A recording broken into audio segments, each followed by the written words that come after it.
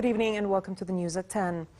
His Majesty King Abdullah, the Supreme Commander of the Jordan Armed Forces Arab Army, attended a tactical exercise by the Civil Defense in the Ramadan area. His Majesty was briefed on the progress of the exercise and its various stages.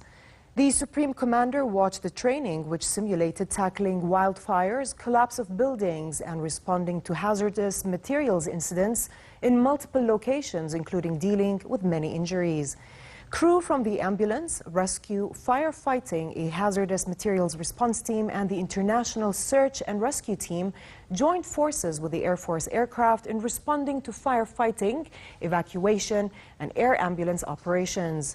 The drill involved the use of the newly introduced Mi-26 heavy lift transport helicopter, which can carry a 15,000-liter water tank and is equipped with 60 beds for medical evacuation purposes. His Majesty expressed satisfaction with the civil defense's level and ordered that 2 naval boats be provided for ambulance operations to complement the land, sea, and air services. The Cabinet approved a number of legislations at their weekly meeting today. They approved a memorandum of understanding with the Palestinian government to establish the Jordanian-Palestinian Company for Marketing of Agricultural Products.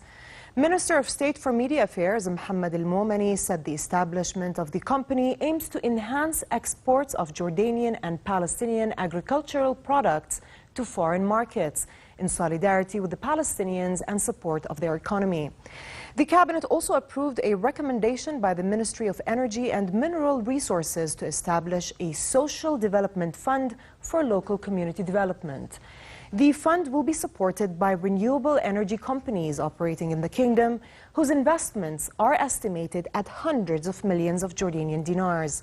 The Cabinet also approved the Ministry of Water's policy for managing the 2018 drought.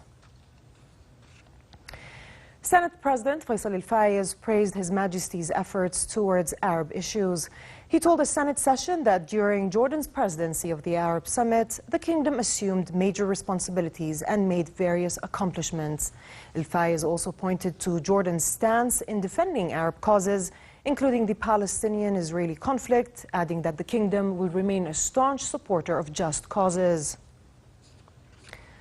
Over to Syria, where the Syrian army bombarded a terrorist enclave in South Damascus.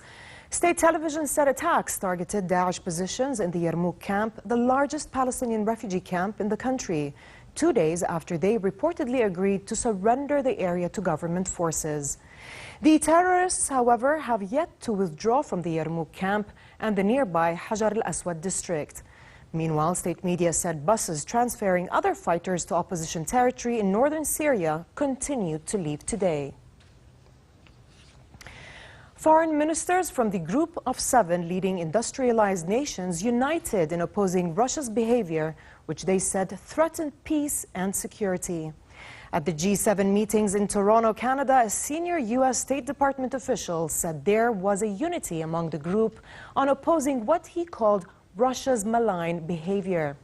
Germany's foreign minister, meanwhile, said they will formally call on Russia to contribute to solving the crisis in Syria, highlighting that there will be no political solution in Syria without Russia.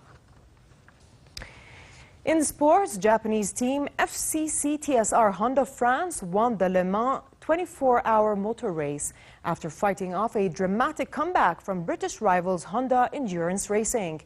The Brits had slipped down the rankings due to technical issues and fought back from 38th place all the way to 2nd during the 24-hour race.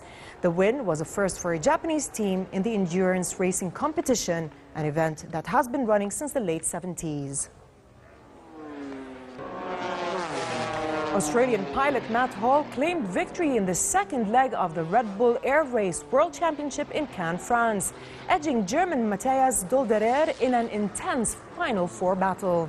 Hall crossed the line with a time of 57.692 seconds.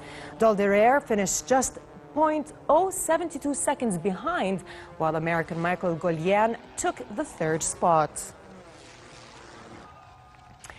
And finally, a look at the weather forecast. Warmer weather is expected tonight in comparison to last night, with temperatures continuing their rise tomorrow 4 to 5 degrees above their seasonal average. So warm spring conditions prevail tomorrow with an expected rise in dust concentration.